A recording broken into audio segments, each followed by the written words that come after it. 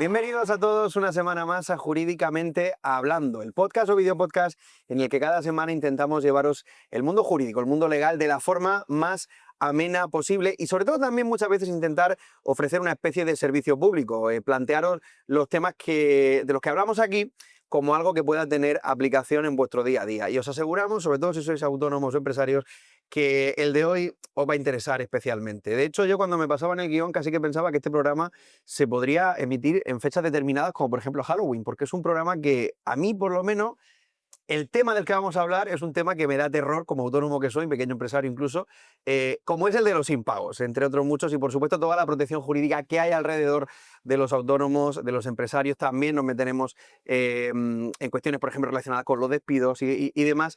Y vamos a hablar de todo ello con nuestro invitado de hoy y, por supuesto, no invitado, porque es que está aquí perenne en esta mesa. Edu Simón, muy buenas. A lo mejor algún día falto y hacéis el programa sin mí. Ponéis el Gema de tu y entrevistáis a Lete, pero algún día tendría que cosas bajas, que también necesito vacaciones, ¿sabes? O sea Bueno, pero yo sé que tú al final en tu casa no sabes estar y el cuerpo te pide jarana. Ah, de verdad. Cuando he hecho la presentación, no sé si estás de acuerdo conmigo, que es posiblemente el mayor terror, tú como empresario, yo como autónomo a pequeña escala, También empresario. el mayor terror que tenemos es siempre el del tema de los impagos. Que no te paguen, pues evidentemente trabajar a cambio de cero, De nada. a nadie nos gusta. Y más cuando hay un impago, muchas veces hay una vulneración de esa confianza. A un cliente que te contrata, tú le prestas un servicio pues con todo el cariño del mundo y luego te pone trabas para el motivo por el cual tú haces ese trabajo, que no es porque eso es lo que te guste, sino que también pues porque vas a cobrar un dinero, ¿vale? Que es justo lo que has pactado con ese cliente, ¿no? Y evidentemente pues es algo que nos preocupa a todos, y más, pues bueno, más a los autónomos que dependemos quizás de esa factura para subsistir, ¿no? Por así decirlo. Mm. Yo lo digo completamente de coña, que todos mis clientes, a Dios gracias, son perfectos pagadores, perfectos pagadores. El único que le puede pagar un poco de pega soy yo, pero bueno. El único. Pero por eso vamos a hablar también del tema de las reclamaciones de los impagos y de cómo protegerse jurídicamente en un mundo tan competitivo como es el actual para el empresario, Edu. Y lo vamos a hacer con una persona que tú conoces perfectamente, colaborador de tu despacho y que sabe de estos temas más que nadie. Bueno, al fin y al cabo, pues yo me he traído quizá a la persona que conozco que más sabe, pues derecho civil, reclamaciones de cantidad y en el ámbito laboral. Tanto que sé que es un gran profesional porque bueno, es mi socio, por así decirlo, en el área de, por así decir, ejerce la dirección de los asuntos laborales, los asuntos civiles que encabezamos en el despacho y en Sima Abogados, concretamente en nuestra sede de Águila y también en la sede de Murcia Capital. Y pues, ¿quién mejor para hablar de esto? De la persona que todos mis clientes y la confianza que yo deposito en él para representar a todos estos mis clientes y a las empresas que también le llevamos este tipo de procedimientos. Y bueno, ¿quién mejor que presentar a un abogado, amigo, socio? Jesús Béjar, bienvenido.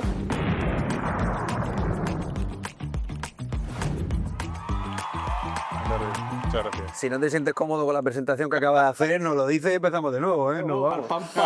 Vino, ¿no? Son las cosas que llaman por su nombre. Jesús, bienvenido a Jurídicamente Hablando.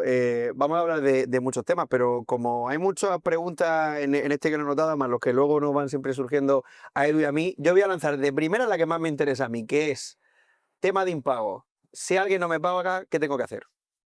Aparte de enfadarme lo primero.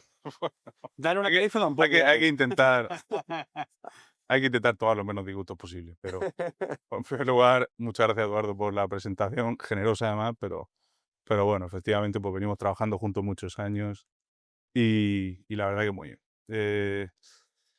Bueno, ¿qué hacer si alguien no te paga? Pues quizá, aunque probablemente hablaremos de ello más adelante, pero quizá hay una cuestión de principio que es prepararse para evitar esos impagos. Y para eso nada mejor que asesorarse debidamente. Y ese asesoramiento, pues en España tenemos una cultura de confiar quizá demasiado ese asesoramiento en ocasiones a lo que los pequeños empresarios autónomos llamamos la gestoría, la asesoría dicha con propiedad, cuando realmente ese asesoramiento debe prestarlo un abogado que tenga un conocimiento en la materia. A partir de ahí, si verdaderamente una vez que uno tiene un impago, pues como digo, la mejor solución o el mejor camino es precisamente acudir a un profesional, a un abogado que sepa de la materia, que inicie primeramente unos trámites de reclamación extrajudicial de esa deuda y posteriormente, si no hay posibilidad de solucionarlo, como digo, de manera extrajudicial o amistosa, pues tener que acudir a la vía judicial a reclamarla. Mm. No sé si es lo más habitual, por ejemplo, en tu día a día, en los procesos judiciales en los que trabajas, si te lo encuentras con mucha frecuencia, el problema de los impagos, por ejemplo, a autónomos o a grandes empresas. Sí, sí, continuamente. De hecho, precisamente venía hablando antes del programa con Eduardo, que esta mañana hemos estado toda la mañana asumiendo reclamaciones de cantidades y de deudas que tienen clientes, pues casi de medio millón de euros de importe reclamando esta mañana. O sea Mm. que sí, ciertamente es una de las cosas que forma parte de nuestro día a día. ¿Tú lo consideras una problemática? Porque entiendo que evidentemente si tu ámbito de especialidad es ese, vas a lidiar con eso todos los días, pero en un contexto global, ¿tú crees que, por ejemplo, en España, pues, si no queremos abrirlo tanto, en esta zona en la que tú operas, ¿crees que es un problema muy recurrente el tema de los impagos autónomos de empresas? Bueno, sí es un problema recurrente, pero quizá no lo ceñiría tanto a un ámbito geográfico, no solamente de nuestra zona, sino incluso de España. Creo que Mm. eso es algo un poquito generalizado en cualquier actividad empresarial o profesional que se dé en cualquier lugar del mundo. En España, precisamente, tenemos otros problemas más propios nuestros, digamos, como pueda ser el problema de la inseguridad con la vivienda, con Sí, la evidentemente. dificultad que es desahuciar a quien ocupa tu propiedad, o problemas relacionados con una legislación laboral absolutamente demencial, pero el tema de los impagos, pues yo creo que es un poquito más generalizado y más transversal en cualquier país en el ámbito empresarial. Creo que hay un consejo importante que ha dado Jesús, nada más empezar su intervención, Mm. que hablaba sobre, es que en muchas ocasiones tenemos la concepción de el abogado viene a solucionarte un problema. Pero es que también tenemos que el abogado lo que te hace es que prevenga el que no pase ese problema. Anticiparlo, sí. Que efectivamente, por ejemplo, ¿cómo? En este caso tuyo, por ejemplo, que eres autónomo ahora y que has empezado bueno, empezaste hace unos meses tu trayectoria profesional como empresario, pues quizá a lo mejor no se te ha planteado el que tienes que suscribir un contrato de prestación de servicios cuando haces, no sé, una campaña de publicidad X, ¿no? Mm. Pues quizá lo tienes que dejar todo reflejado en un contrato en el cual se establezcan unas cláusulas que en el caso de que te impague, pues, oye, pues tenga, pues entre comillas, te dé una cierta seguridad de que eso se va a ejecutar, ¿sabes? O sea, de que Mm. te van a pagar. Nosotros los abogados, por ejemplo, o nosotros en el despacho concretamente, hacemos una hoja de encargo profesional o hacemos un contrato de servicio, una iguala de servicios profesionales a una empresa con la que trabajemos. ¿Por qué? Porque te da esa cierta garantía de que te va a pagar, porque una persona no suscribe un contrato y te deja de pagar, no es lo más frecuente. Lo puede hacer, claro que lo puede hacer, pero si no hay contrato, no hay nada en muchas ocasiones, a no ser que tú consigas acreditar la realización de ese trabajo, muchas veces pues una dificultad más. Mm. Creo que el consejo que ha dado Jesús inicialmente es, antes de iniciarte en el camino de vale, montar tu empresa e ir para adelante, quizás te plantear la forma de cómo formalizar la relación Mm. con tu cliente. Mm. O sea, a lo mejor, yo entiendo que a lo mejor un fontanero puede hacerte tal, pero bueno, a lo mejor tienes que hacer un parte de servicio, Mm. que ha hecho cierto servicio a cierta hora y demás, ¿no? Que a lo mejor, por lo que te estoy entendiendo, ya casi que no es tanto por el compromiso legal, que por supuesto, sino casi por el compromiso personal que supone de, oye, mira, yo firmo esto, este chaval le tengo que pagar ya y ya está. Hombre, es que, ojo, que incluso si tú firmas un contrato y luego realmente tu intención era claramente manifiesta el no cumplirlo, ojo que entonces ya podemos hablar de quizá un delito de estafa, ya empezamos ahí en una índole penal que es cierto que tiene una barrera, es un salto importante a un delito de no incumplimiento de un contrato, son cosas distintas. Pero si tú formalizas un contrato y tú consigues acreditar la parte contraria de que ese contrato manifiestamente no se iba a cumplir Mm. porque la intención de esa persona era que ese contrato nunca se cumpliera, hay jurisprudencia al respecto de que podemos hablar de un ilícito penal y no un ilícito civil, Mm. ¿no? O sea que eso también tiene mucho más dice lo que estamos diciendo, que Mm. esto no es 2 más 2 son 4, pero que sepáis que está esa opción. ¿Se han dado otros casos en la práctica? Sí, lo que pasa que, a ver, yo creo que ciertamente sí hay una cosa un poquito genuina de España, que es que aquí tendemos a darle valor al abogado en la fase ya cuando la contingencia se ha generado y cuando ya hay Sí. un pleito en ciernes, y no al abogado en la fase de asesoramiento Sí. previo, como decía Eduardo. Sí. Es decir, en España, por ejemplo, hay una cosa muy manida que no ves tanto fuera de aquí, que es la famosa primera consulta gratuita. Es decir, parece que consultarle al abogado cuando no hay un problema no tiene valor añadido y que realmente el valor añadido te lo va a dar el profesional cuando ya tienes el problema si te lo soluciona. Pero Cuando a lo fíjate, mejor a la larga, perdona, es hasta más económico hablar una vez con el abogado claro, y muchísimo más. anticiparte todo lo que venga después.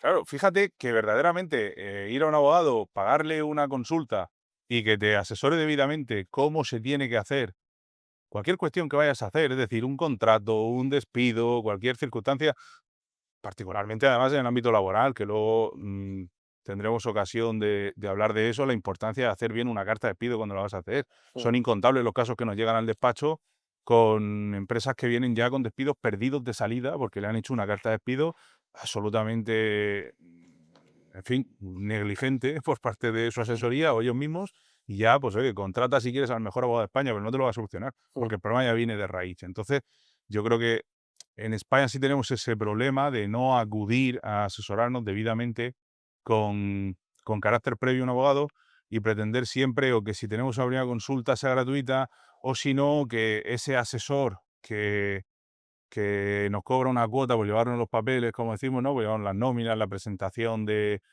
modelos tributarios, etcétera, ese tenga que saber de todo. Cuando verdaderamente, y esto yo también se lo digo mucho a la gente, hay una cosa que es evidente, es que si tú vienes a ver a Eduardo o vienes a verme a mí, y yo te digo que soy abogado, sabes que como mínimo yo he estudiado en una facultad de Derecho y estoy colegiado en un colegio de abogados español. Es decir, soy abogado sí o sí, porque si no estaría incurriendo en un caso de intrusión profesional.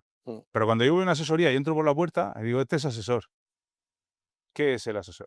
El asesor puede ser un abogado, puede ser un graduado social, puede ser Una persona con un FP tipo que ha hecho administrativo. una FP administrativo Sí. o que ni siquiera ha estudiado, lo han metido ahí, ha aprendido a hacer 4 nóminas y 4 modelos tributarios. Claro, cuando le surge un problema que excede lo que es el tocar la tecla el día a día, no tiene herramientas porque no ha estudiado y no tiene conocimiento para saber discernir y decir, coño, es que esto no se tiene que hacer como lo hago yo todos los días, que esto hay que hacerlo de esta manera. No tiene esas herramientas porque no las ha adquirido. Ha adquirido lo que es un machaqueo de tocar una tecla todos los días. Entonces, claro, cuando confiamos el asesoramiento, y esto no solamente en pymes o en pequeños autónomos o tal, coño, te sorprendería empresas de un tamaño ya importante en volumen de facturación, en volumen de empleados, que se asesoran de una manera absolutamente pésima.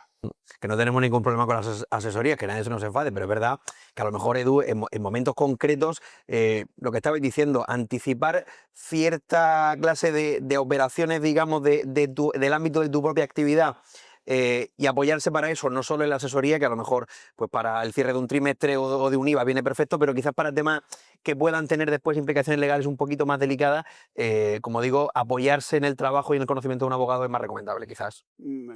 Prácticamente casi todas las asesorías que así nosotros conocemos, por así decirlo, tienen contratado o por lo menos una iguala con un letrado que le resuelve ciertos pleitos. Nosotros trabajamos con varias asesorías en los cuales pues, se le presta un asesoramiento para sus clientes, porque como es lógico, hay ciertos aspectos que se le escapan. En muchas ocasiones lo que dice Jesús, o sea, es que hay asesorías que son heredadas, por así decirlo, y serán de la experiencia, pero el normativo evoluciona y al fin y al cabo tiene una responsabilidad. Ojo que ahora está muy de moda, vemos cada deporte en televisión, ahora veíamos a Ancelotti acusado por un tema de un delito contra la hacienda pública y su asesor. Ojo que ahora la cosa se está poniendo cada vez más seria. Ha dicho Ancelotti que él va a juicio, que él no quiere embarcar, que él está convencido de que lo ha hecho bien el hombre. Bueno, confío en su inocencia, me parece bien. Le pasó a Xabi Alonso y salió absuelto. Sí, O sea que Messi y Cristiano, por ejemplo, pactaron con fiscalía pues, para evitarse cualquier lío, ¿vale? Pero estamos hablando de que en muchos aspectos quizá se necesita esa figura quizá que está más cualificada como que es un abogado que se dedica a ese tipo de procedimientos. Y eso es así, y al que le guste, pues, y es lo que hay, es lo que hay. También esto, por ejemplo, Jesús, perdón. No, que fíjate que además, por lo que estamos diciendo, si se interpreta mis palabras lo contrario, lo rectifico porque no era ningún menosprecio. No, Era lo sé. una Yo lo he cuestión matizado simplemente de por aclararlo. parcelación de Correcto. funciones. Es decir, de la misma manera en que a mí no se me ocurre, ni lo incorporaría en mi despacho, abrir un departamento para ponerme a hacer nóminas Correcto. o tramitar seguros sociales o tramitar modelos tributarios, porque no sé hacerlo y porque no tengo esa práctica. Sí tengo quizá la formación, pero no la práctica de saber hacer eso y no se me ocurre meterme en eso. Hay un profesional en una asesoría que sabe hacer eso perfectamente. Pero, de la misma manera, en la asesoría conozco algunas muy buenas y, de hecho, yo trabajo con 2 o 3 asesorías extraordinarias y en el despacho tenemos buenas asesorías con las que colaboramos, pero es decir que muchas veces el nivel, a- cuando ya trasciende un poco a un nivel jurídico un poquito más complejo, pues es ciertamente limitado. Yo creo, Jesús, por cerrar el tema, pero para dejarlo todo muy claro, que creo que se entiende que en tus palabras no hay un menosprecio a las asesorías, sino que a lo mejor nosotros como empresarios autónomos tenemos mal conceptuado a dónde tenemos que ir en cada momento. Creo que más o menos un Pues poco son lo que tú servicios querías complementarios. plantear. Tú tienes tu servicio de asesoría y luego Correcto. tienes tu servicio de tu abogado al que tienes que recurrir para cada uno según qué cosa. Mm. Antes, por ejemplo, en relación a esto, estábamos comentando el tema de qué podemos hacer para prevenir ese impago y salía, por ejemplo, aquí el caso de la firma de un contrato por actividad. No sé si en este sentido, por ejemplo, puede ser vinculante el hecho de un correo electrónico en el que, me lo invento, una persona pase un presupuesto y ese presupuesto se apruebe por la otra parte, o vosotros siempre exigís un respaldo legal un poquito más fuerte. Bueno, a ver, hay una cuestión de principio, que es en España los contratos se perfeccionan por el consentimiento, parece que es el artículo 1256 del Código Civil o el 65, no me recuerdo ahora, Mm. pero quiero decir que verdaderamente ya el Código Civil, que es nuestra ley madre en derecho civil, prevé que los contratos se perfeccionan por el mero consentimiento, es decir, por esa conjunción de Sí. voluntades de las partes de configurar un negocio. A partir de ahí, eso lo que consagra es un principio de libertad de forma en los contratos. No hace falta que firmemos un documento escrito. Del momento en que tú y yo nos demos la mano, tenemos un contrato. De hecho, cuando yo estudié la carrera de Derecho en la Universidad de Murcia, a mí me hizo gracia en la primera clase de Derecho Civil una anécdota porque nos decía la profesora, dice, vamos a ver, si no os dais cuenta, pero vosotros hacéis contrato continuamente.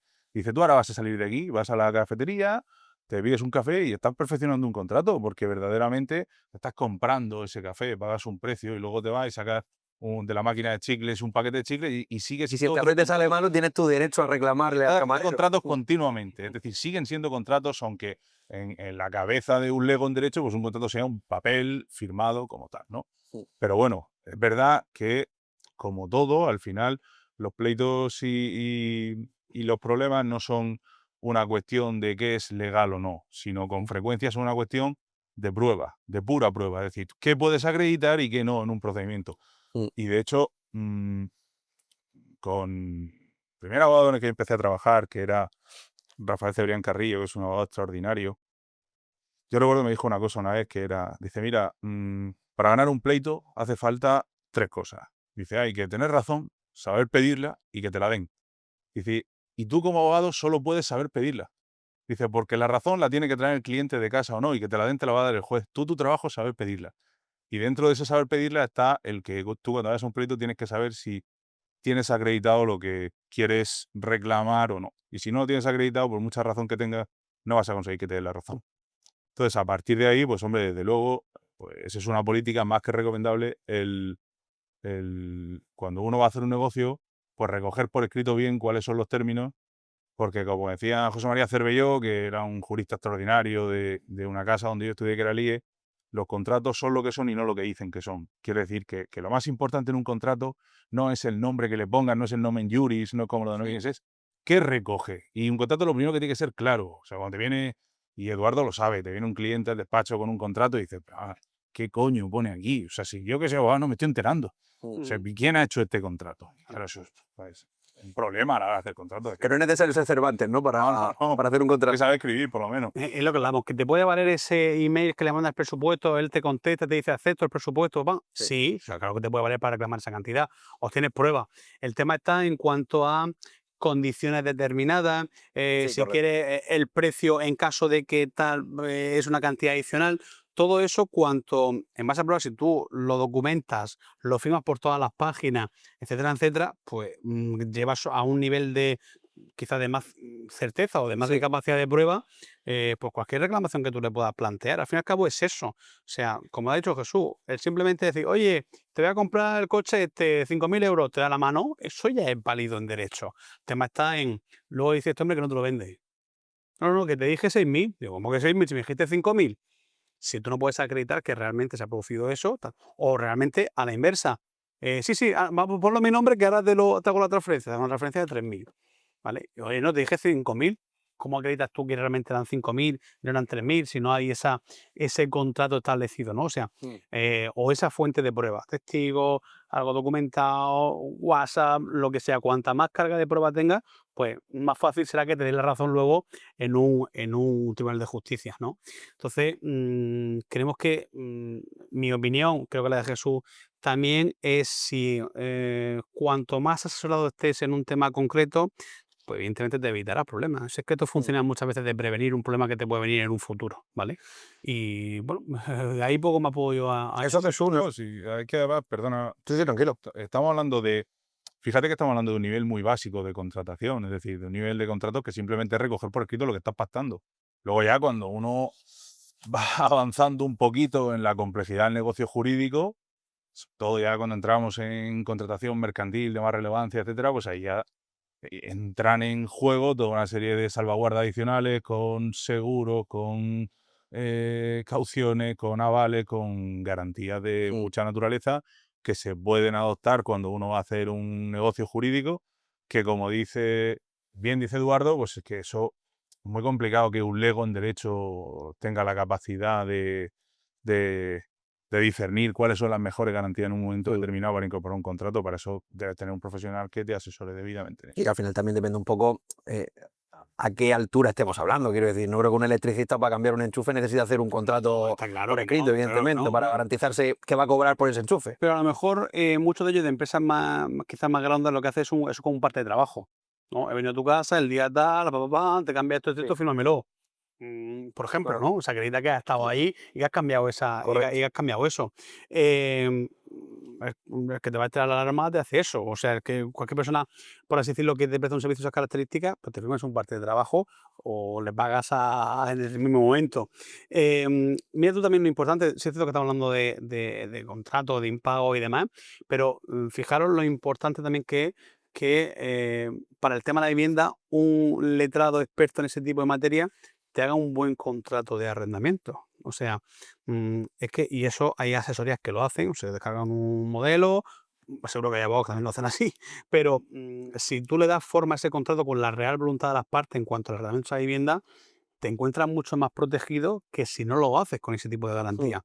Es la importancia que tiene de prevenir. Muchas veces cuando se forman sociedades entre personas que son amigos, que son familia, se dice, el consejo que yo doy, claro, hay que ya pactar nuestro divorcio mercantil antes de formalizar la escritura de constitución. Dice, ostras, ya estás pensando en el que el día de mañana te pueda ir mal. Sí, porque cuanto más todo lo dejes atado, Sí. menos problemas va a tener en el futuro. Y a lo mejor nunca se da ese divorcio mercantil, pero por si acaso. O sea, eso es importante y demás. Todo eso como asesorado siempre con un abogado que sea experto en este tipo de asuntos, por este caso como puede ser Jesús. ¿Estás de acuerdo, Jesús, supongo, no? Sí, claro, pero sí que ahí ya te digo, podemos introducir, inclusive, como decía Eduardo, oye, en una mercantil donde van a entrar amigos, familia, el prever el que en un momento dado te puedes separar, incluso cuando hablamos de empresas familiares muy importantes, que además eso sí es genuino de nuestra región de Murcia, donde tenemos un sector muy potente a nivel agrícola, a nivel tal, donde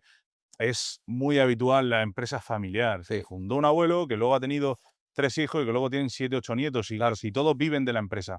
¿Cómo se puede organizar eso? Pues eso, haciendo un buen protocolo familiar, se organiza. Cuando no se organizan bien las cosas, cuando no se dotan las empresas de esas herramientas jurídicas, pues es cuando a la tercera generación, pues la empresa está liquidada y es una lástima, porque muchas veces... Aparece la escopeta, sí. Pongamos, volviendo un poco al caso que planteábamos de inicio con ese impago, pongamos que nos hemos saltado, digamos, esta parte de atarlo bien atado y nos encontramos con el problema del impago y se plantea esa reclamación de deuda. ¿Cómo es el proceso? Y sobre todo, eh, ¿cómo de largo puede hacerse en el tiempo una reclamación de una deuda? Bueno, pues especialmente ahora mismo, Eh, yo te diría que prácticamente nadie te va a poder responder a esa pregunta, ni siquiera ningún abogado. ¿Por qué? Porque hasta ahora veníamos de un sistema donde, bueno, ante un impago, ante una generación de una deuda, pues el cauce habitual era hacer un primer requerimiento extrajudicial mediante burofax o requerimiento notarial, etcétera. un requerimiento, como digo, amistoso al deudor para intentar solucionar la deuda, y si no la atendía, pues acudir a la vía judicial y iniciar tu procedimiento. Pero es que hace escasos días ha entrado en vigor la ley de eficiencia procesal, que reforma prácticamente todo nuestro sistema legal, especialmente en el ámbito civil, con la introducción de los llamados MASC, que son los medios alternativos de solución de conflictos, donde prácticamente con carácter generalizado te obligan, antes de iniciar un procedimiento judicial, a tener que acudir a un medio alternativo de solución de conflictos. ¿Qué es eso? Pues para variar, hacemos normas que dan pinceladas, dan conceptos, pero no detallan. Entonces, ¿qué pasa? Que ahora mismo prácticamente ningún abogado tiene claro, y estoy hablando de abogados de muy primer nivel, de grandísimos despachos, de decanos de colegios de abogados, que no lo saben. Que decir, ¿cómo vamos a acreditar ese intento de conciliación o de reclamación previa antes de poder acudir al pleito? Porque, ojo, puede llegar a ser causa de inadmisión de demanda, ¿eh? O sea, si no cumples ese procedimiento, te pueden inadmitir la demanda. Pues bueno, parece que los colegios de abogados, me consta que particularmente en el Colegio de Abogados de Murcia, van a introducir un sistema de mediación con mediaciones profesionales, perdón, con mediadores profesionales, pero claro, eso tiene un problema, es que tiene un coste, que por bajo que sea, pues contratar a ese mediador se irá a los 200, 250 euros, etcétera. Problema, que aquel cliente que te viene a reclamar una deuda de 1.000 euros, ¿qué le cobras? Le cobra más el mediador que el abogado. O sea, claro, el legislador lo que está haciendo es, pues, como suele hacer el legislador español, tengo un problema y mato las moscas a cañonazo. Es decir, como tenemos un grave problema de atascos en los juzgados, particularmente en la región de Murcia, somos la región con mayor atasco judicial de España, ¿cuál es el problema? ¿Que no tengo medios? Pues yo, ¿para qué voy a invertir en justicia, coño? Pues reformo el sistema para que sea difícil demandar, Y no se ponen demanda y se ha terminado, ya he limpiado el problema yo de las demandas. O sea, como resulta que tengo los juzgados retrasados, pues Pues voy a, en vez de voy a invertir en evitar que haya más demandas nuevas, en vez de ¿no? invertir en justicia, pues voy a hacer que no se metan demandas. Pero es que además desvestimos un santo para vestir otro, porque claro, ahora, en estos casos que te comento, tengo una solución, que es, vale, venga, no me quiero gastar el dinero en un mediador profesional. Bueno, pues acudo a un sistema, a un procedimiento de jurisdicción voluntaria, que es, por ejemplo, el procedimiento de conciliación judicial. Pero, claro, entonces vamos a generar, cuando hasta ahora simplemente había un procedimiento declarativo, un juicio verbal, un juicio ordinario, que es el tipo de procedimiento donde se reclama, por ejemplo, una deuda en función de la cantidad, hasta 15.000 euros verbal, a partir de 15 ordinario, pues en vez de generar atasco en esos declarativos, que a la medida en que entren menos demandas se irán desatascando, el atasco lo vamos a generar en los procedimientos de jurisdicción voluntaria, porque como todo el mundo tiene que ir al procedimiento de conciliación, pues claro, te señalarán la conciliación a un año vista y luego cuando termine la conciliación y no te pongas de acuerdo, porque en España ni Dios se pone de acuerdo extrajudicialmente y aquí preferimos los dos ciegos que tuertos, pues entonces después tendremos que meter el procedimiento declarativo ordinario con el consiguiente retraso. Quiero decir con esto que, bueno, crítica aparte, pues, y Te está mojando, ¿eh? Me gusta, me gusta. y obviando un poquito los tiempos. No, yo me muerdo un poco la lengua, por eso soy abogado autónomo y no soy abogado de turno de oficio ni nada del estilo, para tener la libertad de llevar a los clientes que quiero y decir lo que me dé la gana donde yo quiera. Haces muy bien. Pero bueno, por simplificar un poquito como digo, ese proceso, pues sería, pues mira, te llega una deuda de un cliente, lo primero que haces es un requerimiento extrajudicial vía burofax, por ejemplo, certificado al deudor. Si no hay acuerdo, pues ahora con la reforma de la ley tendrás que acudir a un procedimiento, como digo, de mediación, de conciliación, de arbitraje, que acredite que previamente has intentado acudir a un método alternativo de solución de conflicto que no sea estrictamente el procedimiento judicial ordinario. Y si no lo consigues, pues tendrás que demandarle como toda la vida. ¿Tiempo que vas a tardar ahí? Pues esto es como todo, depende de la plaza, como yo digo, depende del juzgado, pues no van igual de rápido, bueno, que rápido no va ninguno, pero no van igual de lento, mejor dicho, los juzgados de Murcia que los de San Javier, que los de Madrid, que cualquier sitio. Pero bueno, por estimar, pues ahora mismo es difícil que tú tengas un procedimiento y lo termines, si es un verbal de menos de 15.000 euros, en menos de un año y medio, y si es un ordinario con audiencia previa y luego juicio, pues menos de 2 años, 2 años y medio, complicado. No sé si merece la pena meterse en el jaleo, o si vosotros, no sé, me lo invento, pero si habéis hecho una tabla de hasta aquí métete en el jaleo, o a partir de aquí sí, hasta aquí no. Es que depende de la cantidad, también un poco la garantía Por que eso, tengas por de eso. que esa persona te va a reclamar. Si tú le estás reclamando a una persona que ya sabes que tiene falta de solvencia, pues quizás tira el dinero, porque te pueden dar la razón en una sentencia, pero el objetivo no es que te den la razón, el objetivo es cobrar lo que te debe. Entonces, si tú ya vas a esa persona o ya te dice, no, si es que este debe dinero a todo el mundo y no está sin trabajo, está tal, y dices tú, pues es que ¿por qué? Sí, sí, No tengo nada que ganar tú vas aquí. a tener un papel que te va a decir que este te debe 5.000 euros, pero que a ti te ha costado eso X, porque dicen, bueno, las costas del proceso las paga él, sí, pero si, bueno, si tiene dinero, si no tiene dinero, Sí. las costas del procedimiento las paga mi cliente, ¿vale? Entonces, llega un punto en el que dice, ¿merece la pena tú estés molado para reclamar esa cantidad? Pues depende de en qué tipo de cantidad. Hombre, si te debe mucho dinero, pues tendrás que intentarlo. Pero hay ciertas cantidades que dices tú, es que darlas por perdidas. ¿Por qué? Porque esta persona que debe dinero a todo el mundo, que sabes que está en un procedimiento de ejecución de su vivienda, tengo un ejemplo, que no tiene trabajo, o que tiene un trabajo donde le pagan, por ejemplo, en efectivo y tú eres incapaz de acreditarlo cómo le están pagando. O sea, una serie de circunstancias que ves que, Porque cobra y no lo puede embargar. correcto. Es otra cosa demencial en España. Así que esto es un país para chorizo, Pacho. O sea, sí. Es que hay una cosa que es demencial. O sea, aquí en España, porque así lo prevé la ley de enjuiciamiento civil, tú no puedes embargar el SMI y a partir del segundo tramo de SMI puedes embargar un tercio. En fin, hay unos límites de embargabilidad de salario en la ley de enjuiciamiento civil. Pero claro, eso tenía un sentido hasta hace 7, 8 años, hasta antes de los gobiernos de Pedro Sánchez, cuando empieza a Sí. subir Cuando de manera ostensible. Cuando el salario mínimo eran el 400 euros, claro, sí. Cuando un tío ganaba 600 euros en España, pues hombre, tenía sentido que no le pudieras embargar el salario si es que no querías que pues, Esa persona acaba en la pobreza, sí. acabara en Cáritas o robando por la calle, Sí. que, pues en fin, que esto es como lo de los inmigrantes, ¿no? Que dicen, no, vienen aquí y es que delinquen, coño, si no les damos papeles, que tendrás que comer, ¿no? Pues esto es igual. Entonces, en ese momento eso tenía sentido, que no se pudiera embargar el salario, pero es que el salario, o sea, perdón, es que el SMI en 2025 en España, en 12 pagas, está en 1.381. Coño, un tío que gana 1.400 euros no le puedo embargar nada. Pues claro, hacemos un país de chorizo, coño. Es que así nos luce el pelo. Si es que no hay. En fin, pues como legislamos con la política en la mano, en vez de legislar con el derecho y con el sentido común en la mano, pues nos va como nos va. Y como dice Eduardo, pues una cosa muy importante de tener un buen abogado y sobre todo un abogado honesto es que antes de iniciar cualquier pleito, pues ese abogado cuanto menos haga un mínimo de estudio de solvencia de a quién dirige esa demanda. De tal manera que, como yo le digo a mis clientes, digo, mira, yo una de las cosas que creo que mis clientes valoran de mí es que no les busco problemas que no necesitan. Es decir, porque tú ya vienes a mí con un problema, no necesitas que yo te cree otro. Es decir, si yo creo que eso que vas a hacer es una gilipollez, porque no tiene solución, pues para mí sería cojonudo decirte, oye, mira, dame 2.000 euros y hacemos esto. Pero es que no estoy cómodo en eso porque verdaderamente el tipo lo vas a engañar una vez, pero no lo vas a engañar dos. Y ya no te va a volver a llamar. Pero ni ese, ni su primo, ni su vecino, el del quinto. Entonces, una cosa importante de un abogado es que verdaderamente canalice bien cuáles son los procedimientos en los que verdaderamente merece la pena que te embarques y en los que no.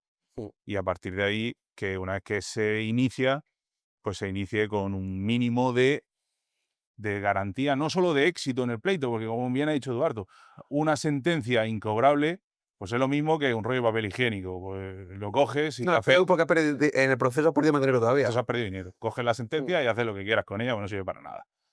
Lo que tienes que buscar es procurar que esa sentencia luego sea verdaderamente ejecutiva, es decir, que tenga un sentido, que se pueda cobrar o que se pueda ejecutar, llegado el caso. ¿Ha llegado a alguna conclusión en ese sentido? Por ejemplo, lo que le decía él.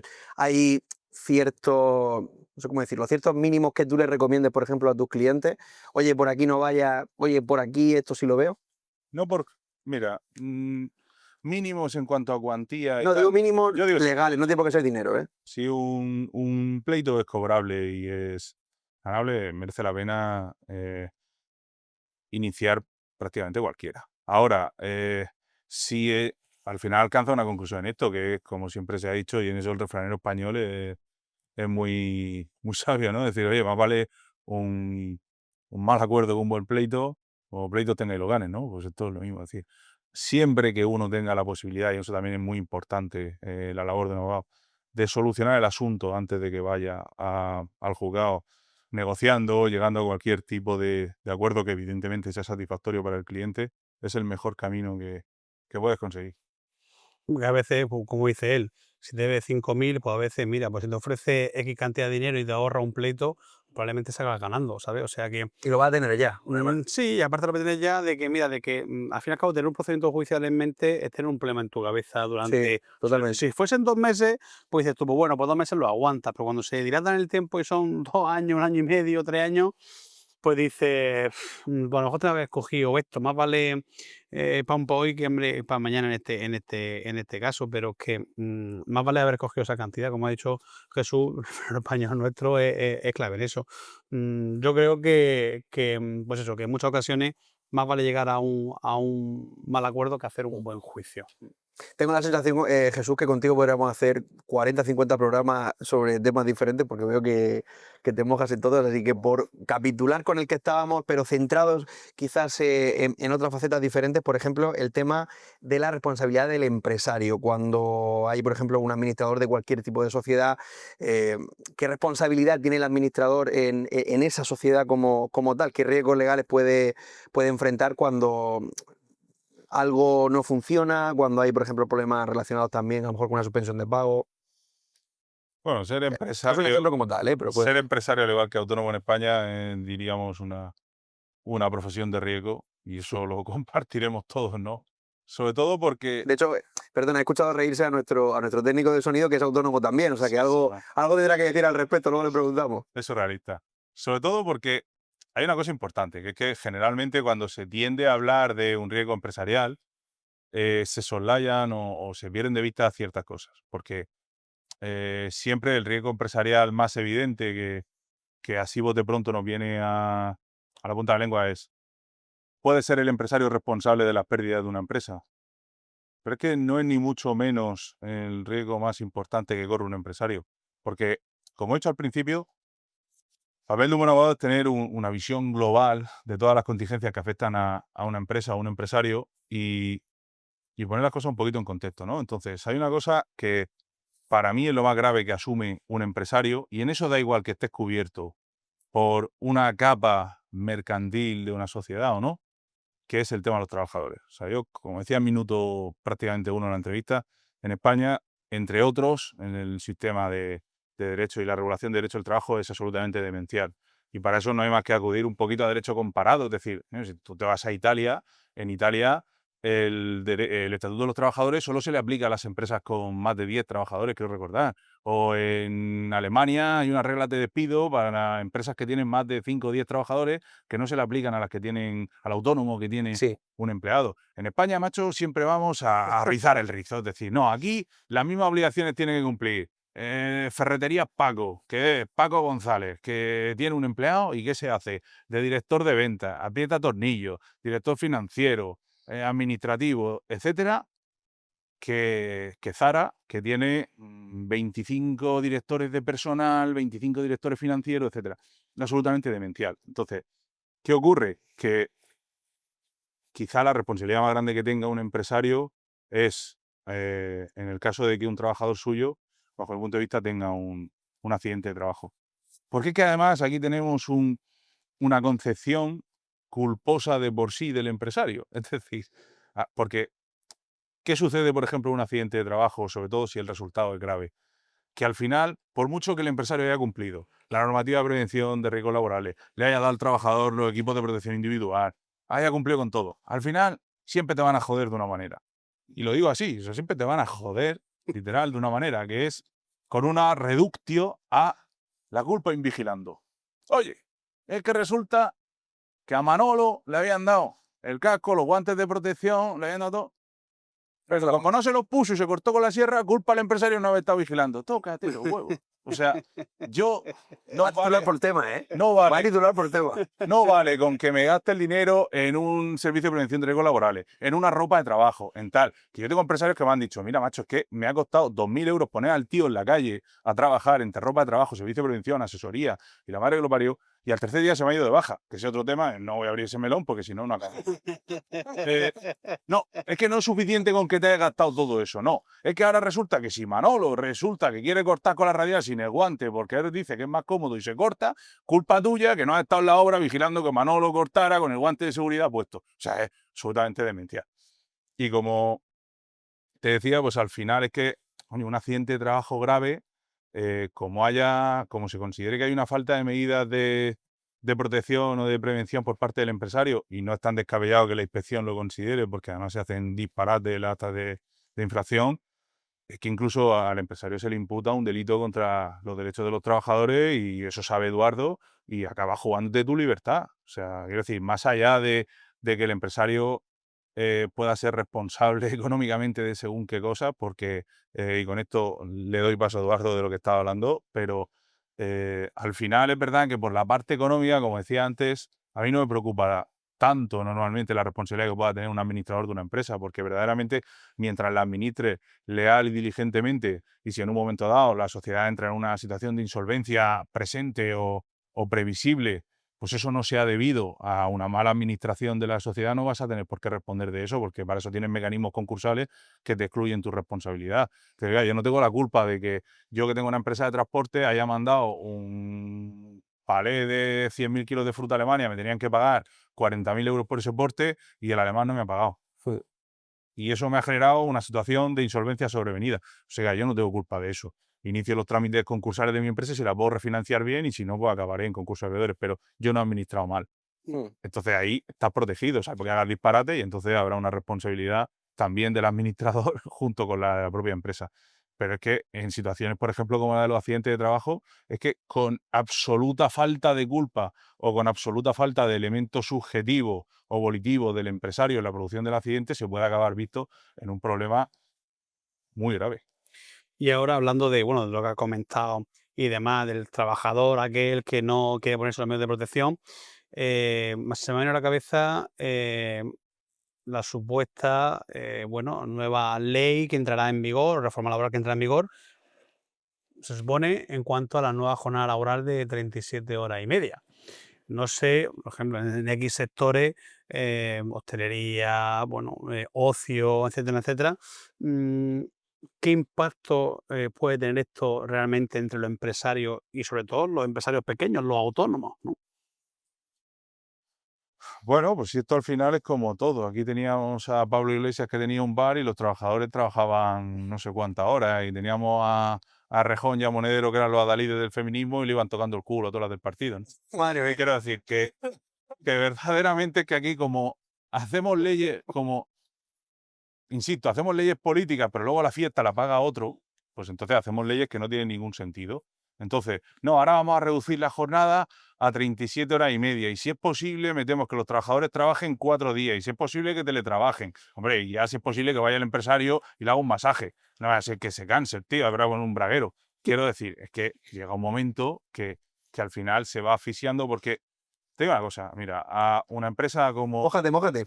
una empresa como Mercadona, como Zara, como lo que sea, pues hombre, va a tener un perjuicio o va a tener un aumento de coste salarial, en que al final el trabajador trabaje menos horas y tenga que cobrar lo mismo, porque esas horas que no va a trabajar ese tío las tiene que trabajar otro, y yo al final tengo que meter más personal. Pero bueno, pues yo al final con Mercadona, con subirle Sí, un poquito a las barritas de cereales 15 céntimos, al pan Bimbo 10 céntimos, bueno, ya hacendado, ya no hay Bimbo tampoco, y al jamón de York otros 10, pues al final entre todos vamos a pagar eso, ¿no? Y la prueba la tenemos en que la lista de la compra, pues mira los últimos años, ¿no? O sea, yo El recuerdo problema es el fontanero, que tiene claro, un hace ayudante 8 con años él. tú ibas a Mercadona con 50 euros y llenabas el carro, ahora vas con 50 euros y no te dan ni buenas tardes. Sí. Ahora, el problema lo va a Conmigo se tener. gana tan, ¿eh? Yo conozco mucha gente en el Mercadona, conmigo se portan. No, sí, educados son. Me refiero que vas con 50 euros y te puedes llevar, pues no sé, un paquete de Sí, chicles eso sí es cierto. y Sí. un vino de Don Simón. No aprietes que. Si quería que Mercadona patrocinara el podcast, lo tiene difícil. No, Después de esta. me está creando unos cuantos enemigos. No. Lo que quiero decir con eso Sí, yo. que el problema lo tiene al Sí. final el que tiene un bar. El que tiene un bar y tiene cuadrado el bar imagínate, a 5 días a la semana, sus 8 horas, y ahora le dices que 7:30. ¿Cómo soluciona eso? Es decir, pues al final el tío tiene que cerrar media hora antes.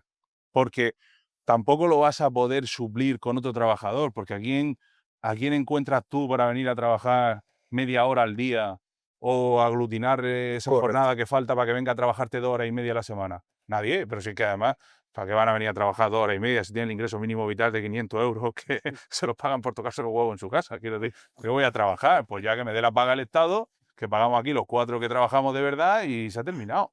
Tampoco Entonces, no sería el mejor ejemplo, que la hostelería también se ha visto durante muchos Entonces, años el caso contrario, ¿eh? Sí. quiero decir con eso que al final esa fiesta la va a pagar el pequeño empresario, no la va a pagar la gran empresa y por tanto aquí tendemos, como decía al principio y fuera de cierta broma, voy a hacer en un momento determinado, a considerar que todas las empresas son, son grandes empresas y que todos los empresarios ganan mucho dinero, pero no tenemos que olvidar que la realidad empresarial española no es la de un país que promueva o que tenga una presencia de grandes empresas Es cierto. en su tráfico jurídico. El tráfico jurídico nuestro es de pequeños empresarios, de pequeños autónomos que tienen 2 o 3 empleados, que se levantan todos los días a las 6 de la mañana, que están trabajando, haciendo las cuentas y haciendo absolutamente todo, como decía, de director financiero, director de recursos humanos, de gerente, de administrador y del que pone los tornillos para poder sacar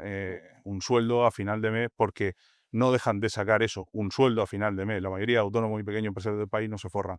Y por tanto, si a esa realidad empresarial le aplicamos una normativa que pensada para una gran empresa, pues al final eso es insoportable para un pequeño empresario. Pues Jesús, como tenemos que ir terminando, porque nos queda poco tiempo, te voy a hacer solamente una pregunta más, la última ya, y ya ponemos el cierre al programa, que va muy relacionada con esto último que tú comentabas. Al final, aplicado al autónomo, al pequeño empresario, ¿cuáles crees tú o cuáles notas tú por tu actividad laboral que son los errores más comunes que solemos cometer los autónomos y que nos pueden llevar a determinados problemas legales? Pues volviendo un poquito al principio del podcast, la falta de asesoramiento.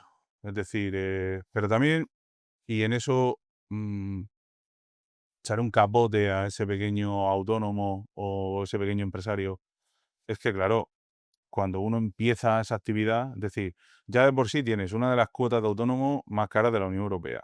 Tienes que cumplir, como decía, una legislación laboral muy estricta que te obliga no solamente a contratar una asesoría como tal, que te haga las nóminas, las altas, los modelos tributarios, etcétera, sino que es que tienes que contratar un servicio de prevención de riesgos laborales. Ahora va a haber que contratar una empresa que te haga el programa de registro horario porque ya no sirve el de papel de toda la vida y ahora hay que hacer uno que lo pueda ver la inspección de trabajo al mismo tiempo que tú, que bueno, eso La protección de datos. la protección de datos está, claro, al final es tanto, tanto, tanto el nivel de gasto que le metemos a ese pequeño empresario autónomo que pretende iniciar su proyecto, que solo le faltaba meterse también en un contrato con un abogado todos los meses que le asesore o tal. Entonces, muchas veces, quizá por esa falta de recurso económico inicial, se tiende a prescindir del que probablemente es el único servicio del que no tenía que prescindir, que es acudir a un abogado especializado que pueda tener un servicio de igual a contigo, que muchas veces es posible, y como tenemos en el despacho a precios muy, muy razonables, y tener un acompañamiento prácticamente constante a ese empresario, ese autónomo que empieza y que le vas diciendo, mira, no, esto configúralo así. Tienes que cambiar al trabajador porque tiene este problema y le vamos a cambiar las condiciones de esta manera. Y cuando tengas que hacer un despido, lo vamos a hacer así. Y los contratos con tus clientes los tienes que hacer de esta manera para evitar que puedas tener más contingencia, lo que hablábamos antes con la prevención con los contratos. Y esto tienes que organizarlo de esta manera. Y tienes que cumplir esto, esto y esto para evitar que te puedan llegar sanciones y verdad. Entonces, al final, pues como digo, sé que lo mejor que puede hacer un empresario, un autónomo, es, por un lado, asesorarse y de todas formas, y por otro, y en un ejercicio un poco de resiliencia y de estoicismo, saber que, como decíamos, oye, ser empresario, ser autónomo es una profesión de riesgo en sí misma y tienes que estar dispuesto y preparado para soportar pequeños golpes. Y yo se lo digo muchas veces a empresarios que vienen, sobre todo como hablábamos antes, con despidos mal hechos, por ejemplo, ya de casa o tal, le digo, mira, si es que a esto, o sea, a despedir, a gestionar estas situaciones se aprende pringando. Es decir, se aprende cuando, ¿Cómo te equivocas? cuando te equivocas. Mm. Ya está. Y te equivocas, te cuesta el dinero y a la segunda es más difícil que pringues. Y la tercera ya, pues implica que eres tonto. Entonces, Edu, un último comentario breve que tenemos que terminar. Qué crack, ¿eh? A ver, más titulares que él, yo creo que no ha dado nadie en toda la temporada que llevamos de Jurídicamente Este Hablando. programa hay que hablarlo con Marina. Que Hay que verlo, hay que verlo. Sí, no, que ver si sale. Hay que verlo, hay que verlo. habrá que publicarlo el último por si no cierran el canal. Bueno, pues nada, pues Jesús, pues, bueno, pues un crack, como hemos dicho, un excelente profesional y que bueno, que trabajaremos, o sea, vamos a tratar otros muchos temas con él, pues ya imagino que de cara a quizá la próxima temporada, que la haremos si Dios quiere. Sí. Y bueno, pues hay muchos temas que nos hemos dejado en el candelero que me gustaría haber hablado con él, pero el tiempo es el tiempo. O sea que, Jesús, muchas gracias. No te voy a decir otra cosa. Muchas gracias. Y aquí podemos estar 4 horas.